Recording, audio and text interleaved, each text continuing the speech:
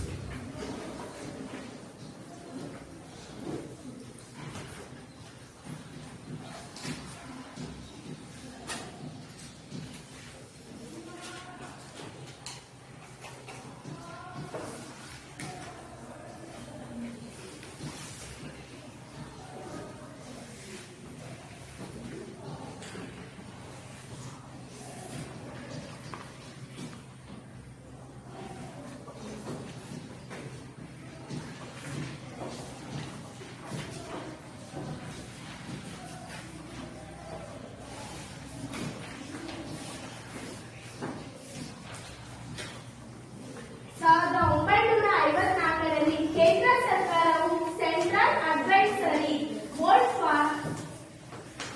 For physical education and recreation ಎಂಬ ಸಮಿತಿಯನ್ನು ರಚಿಸಿತು. 1954ರಲ್ಲಿ ಏನನ್ನು ಸ್ಥಾಪಿಸಿತು?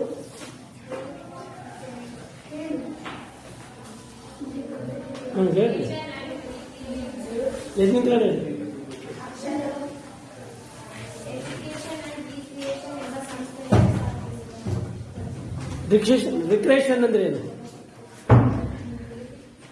ರಿಕ್ರಿಯೇಷನ್ ಅಂದ್ರೆ ಏನು? ಮನರಂಜನೆ ಅಂದ್ರೆ ಬಿಡುವಿನ ವೇಳೆಯಲ್ಲಿ ನಾವೇನ್ ಮಾಡ್ತೀವಿ, ನಮ್ಮ ಆಟಗಳನ್ನ ಆಡ್ತೀವಲ್ಲ, ಅದನ್ನ ರಿಕ್ರಿಯೇಷನ್ ಅಂತ ಹೇಳ್ತೀವಿ. ಈ ಸಮಿತಿಯು ದೇಶದಲ್ಲಿ ದೈಹಿಕ ಶಿಕ್ಷಣ ಮತ್ತು ಮನೋಲ್ಲಾಸ ಚಟುವಟಿಕೆಗಳ ಕುರಿತು ಸಮಗ್ರ ಪ್ರಯೋಜನೆ ಮಾಡಿದ ನಂತರ 1956ರಲ್ಲಿ national plan for physical education and recreation ಎಂಬ ವರದಿಯಲ್ಲಿ ಶಾಲಾ ದೈಹಿಕ ಶಿಕ್ಷಣದ ಅಭ್ಯಾಸ ಕ್ರಮ, ಪರೀಕ್ಷಾ ಕ್ರಮ ಹಾಗೂ 3 ವರ್ಷ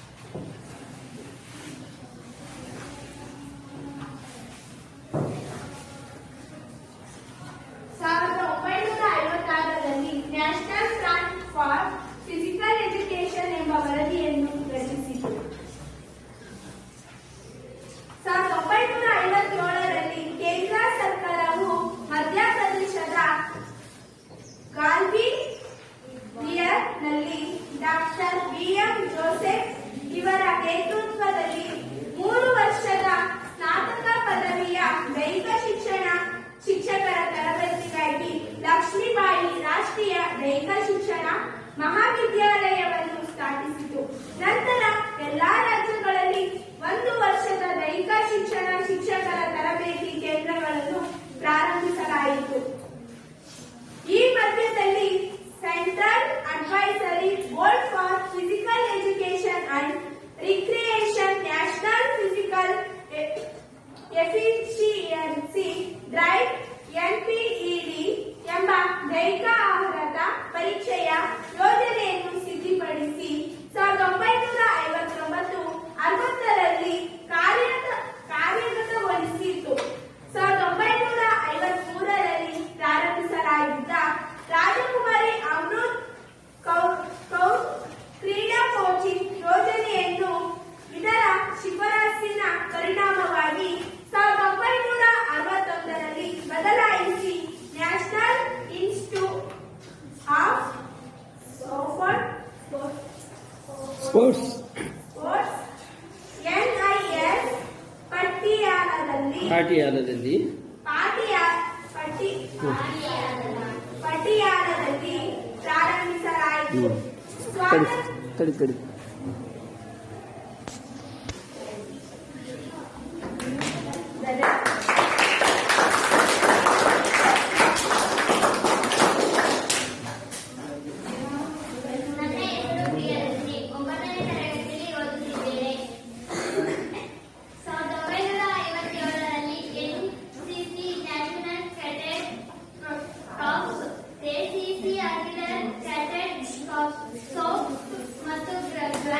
ಮುಂತಾದ ಚಟುವಟಿಕೆಗಳೆಲ್ಲ ಸೇರ್ಪಡೆಗೊಂಡ ಪರಿಣಾಮವಾಗಿ ಶಾಲೆಯ ದೈಹಿಕ ಶಿಕ್ಷಣ ಪಾಠ್ಯಕ್ರಮದಲ್ಲಿ ಗೊಂದಲಮಯ ಪರಿಸ್ಥಿತಿಯುಂಟಾಗಿತ್ತು.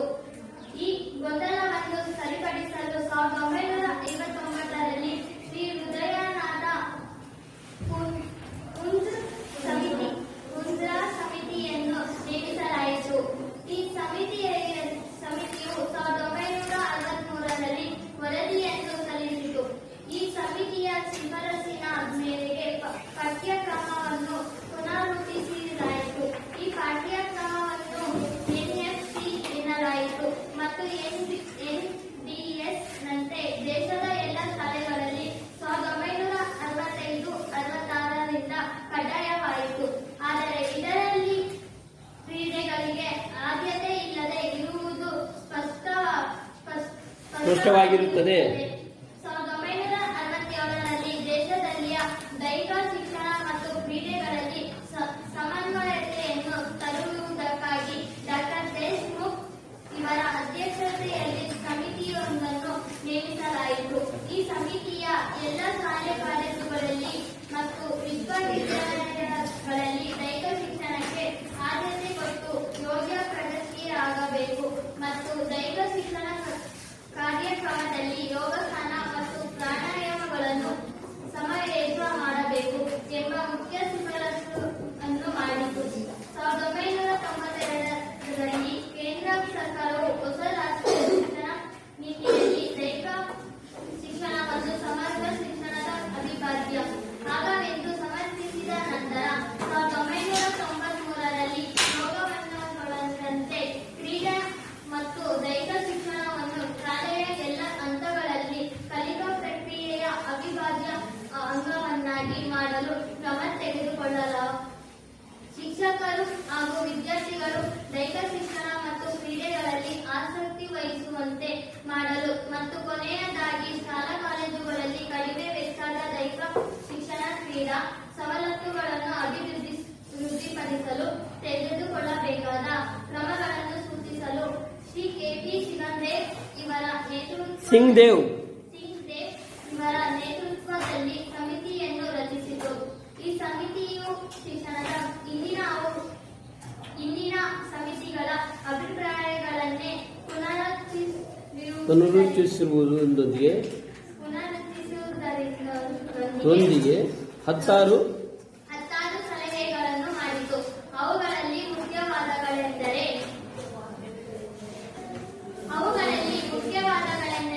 ಎಲ್ಲ ವಿದ್ಯಾರ್ಥಿ ಮತ್ತು ಶಿಕ್ಷಕರನ್ನು ಕಡ್ಡಾಯವಾಗಿ ವಾರ್ಷಿಕ ದೈಹಿಕ ದಾರ್ಢ್ಯತಾ ಪರೀಕ್ಷೆಗಳಲ್ಲಿ ಒಳಪಡಿಸಬೇಕು. ಪರೀಕ್ಷೆಗಳಿಗೆ ಒಳಪಡಿಸಬೇಕು ಮತ್ತು ಎಲ್ಲರೂ ಅವುಗಳಲ್ಲಿ ಕಡ್ಡಾಯವಾಗಿ ವಾಸಬೇಕು. ಪಾಸಾಗಬೇಕು.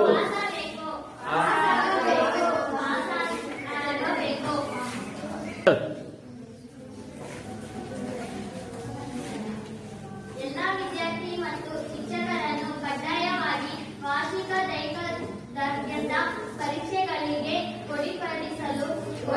ಒಳಪಡಿಸಲು ಮತ್ತು ಎಲ್ಲರೂ ಅವುಗಳಲ್ಲಿ ಕಡ್ಡಾಯವಾಗಿ ಪಾಸಾಗಬೇಕು. ಮೆಡಿಕಲ್ ಟೆಸ್ಟ್ ಮಾಡಬೇಕು.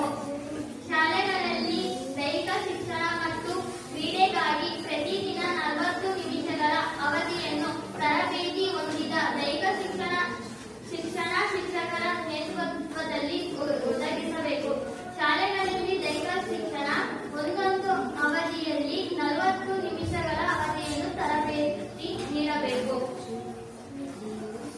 ಯೋಗವನ್ನು ದೈಹಿಕ ಶಿಕ್ಷಣದ ಅವಿಭಾಜ್ಯ ಅಂಗವನ್ನಾಗಿ ಮಾಡುವುದರೊಂದಿಗೆ ಶಾಲಾ ಶಿಕ್ಷಣದಲ್ಲಿ ಸೇರ್ಪಡೆ ಮಾಡಬೇಕು.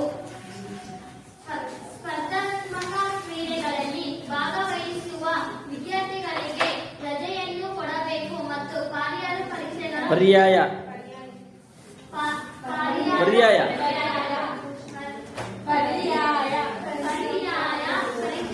ವ್ಯವಸ್ಥೆ ಮಾಡಬೇಕು. ಸರಿ, ಹಂಗಾದ್ರೆ ಸ್ಪರ್ಧಾತ್ಮಕ ಕ್ರೀಡೆಗಳಲ್ಲಿ ಭಾಗವಹಿಸುವ ವಿದ್ಯಾರ್ಥಿಗಳಿಗೆ ರಜೆಯನ್ನು ಕೊಡಬೇಕು. ಯಾಕೆ ಮಾಡ್ಬೇಕು? ನಾವು ರಜೆ ಯಾಕೆ ಕೊಡ್ಬೇಕು? ಅವರು ರಾಜ್ಯ ಮಟ್ಟ, ರಾಷ್ಟ್ರ ಮಟ್ಟ ಮತ್ತು ಅಂತಾರಾಷ್ಟ್ರೀಯ ಮಟ್ಟಕ್ಕೆ ಏನು ಸೆಲೆಕ್ಷನ್ ಆಗಿರ್ತಾರಲ್ಲ, ಆಯ್ಕೆ ಆಗಿರೋಂಥ ವಿದ್ಯಾರ್ಥಿಗಳಿಗೆ ಅಲ್ಲಿ ಹೋಗ್ಲಿಕ್ಕೆ ಅವರಿಗೆ ರಜೆಯನ್ನು ನೀಡಬೇಕಾಗತ್ತೆ. ಅದಕ್ಕೆ ಆ ಸಂದರ್ಭದಲ್ಲಿ ಏನಾದ್ರು ಪರೀಕ್ಷೆ ಏನಾದ್ರು ನಡೆದ್ರೆ ಅದಕ್ಕೆ ಪರ್ಯಾಯವಾಗಿ ನಾವು ಇನ್ನೊಂದು ದಿನ ಆ ಒಂದು ಪರೀಕ್ಷೆಯನ್ನು ನಾವೇನ್ ಮಾಡ್ಬೇಕಾಗತ್ತೆ, ಮಾಡ್ಬೇಕಾಗತ್ತೆ. ಸ್ಪರ್ಧಾತ್ಮಕ ಕ್ರೀಡೆಗಳಲ್ಲಿ ಭಾಗವಹಿಸಿದ ಕ್ರೀಡಾಪಟುಗಳಿಗೆ ಉನ್ನತ ಶಿಕ್ಷಣ ಮತ್ತು ಉದ್ಯೋಗಗಳಲ್ಲಿ ಅವಕಾಶ ಒದಗಿಸಬೇಕು. ಉನ್ನತ ಶಿಕ್ಷಣದಲ್ಲಿ ಐಡಿ ಸೀಟ್ಗಳನ್ನು ಕೊಡಬೇಕು. ಕೊನೆಯದಾಗಿ ಈ ಸಮಿತಿಯವರು 1ನೇ ತರಗತಿಯಿಂದ 12ನೇ ತರಗತಿಯವರೆಗೂ ದೈಹಿಕ ಶಿಕ್ಷಣದ ಪಠ್ಯ ವಸ್ತುವನ್ನು ರೂಪಿಸಿ ಎಲ್ಲ ರಾಜ್ಯಗಳಲ್ಲಿ ಅಳವಡಿಸಿಕೊಳ್ಳಲು ಶಿಫಾರಸು ಮಾಡಿದರು. ಧನ್ಯವಾದಗಳು.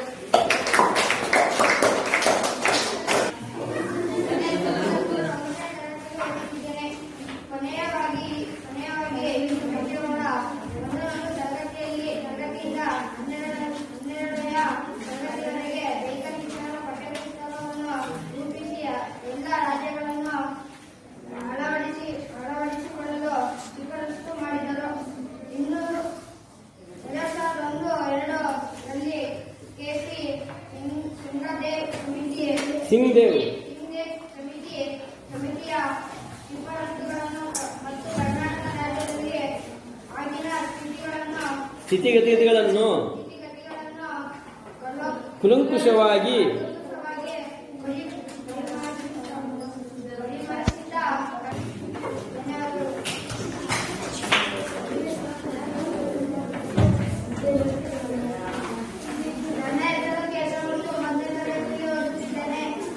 ತರುವಾಯ 2003-4ರಲ್ಲಿ ಕರ್ನಾಟಕ ರಾಜ್ಯ ಶಿಕ್ಷಣ ಕಾನೂನು ಮತ್ತು ಸಂಸದೀಯ ವ್ಯವಹಾರಗಳ ವಿಷಯ ಸಮಿತಿಯು ಮಾನ್ಯ ಶ್ರೀ ಬಿ.ಎಸ್.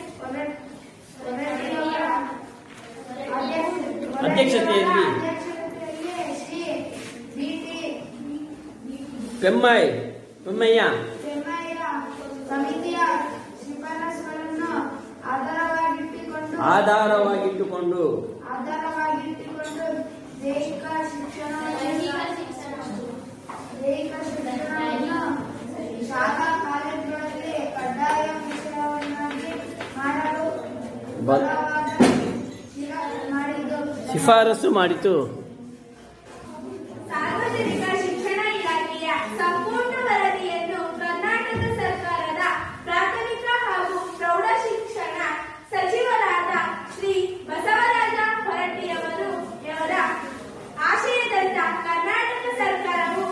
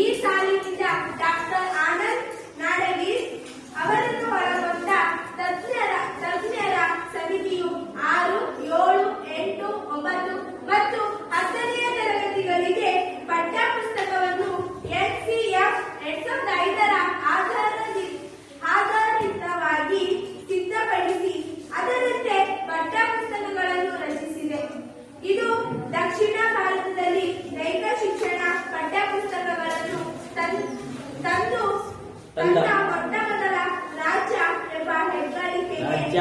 ಪಾತ್ರವಾಗಿದೆ. 2011ರ ತಿಂಗಳಿನ 20ರಿಂದ 22ರವರೆಗೆ ಶಾಲೆಗಳಲ್ಲಿ ಕ್ರೀಡೆ ಮತ್ತು ದೈಹಿಕ ಶಿಕ್ಷಣವನ್ನು ಉತ್ತೇಜಿಸಲು ಕ್ರಮ ಕೈಗೊಳ್ಳುವುದಕ್ಕಾಗಿ ಅಂತಾರಾಷ್ಟ್ರೀಯ ಕಾರ್ಯಾಗಾರವನ್ನು ಹಮ್ಮಿಕೊಳ್ಳಲಾಗಿತ್ತು. ಈ ಕಾರ್ಯಾಗಾರದಲ್ಲಿ ಪ್ರಾಥಮಿಕ 1ರಿಂದ 5, ಉನ್ನತ ಪ್ರಾಥಮಿಕ 6ರಿಂದ 7, ಮಾಧ್ಯಮಿಕ 9ರಿಂದ 10 ಮತ್ತು ಪ್ರೌಢಶಾಲಾ 11ರಿಂದ 12 ಹಂತಗಳಾಗಿ ದೈಹಿಕ ಶಿಕ್ಷಣ ಪಠ್ಯಕ್ರಮದ ನಿರೀಕ್ಷಣೆಯನ್ನು ಕೊಡುವುದರೊಂದಿಗೆ ಎಲ್ಲಾ ತರಗತಿಗಳಿಗೆ ರಾಷ್ಟ್ರೀಯ ಮಟ್ಟದ ಪಠ್ಯವಸ್ತುವನ್ನು ಸಿದ್ಧಗೊಳಿಸಲು ಶಿಫಾರಸು ಮಾಡಲಾಯಿತು. ಧನ್ಯವಾದಗಳು.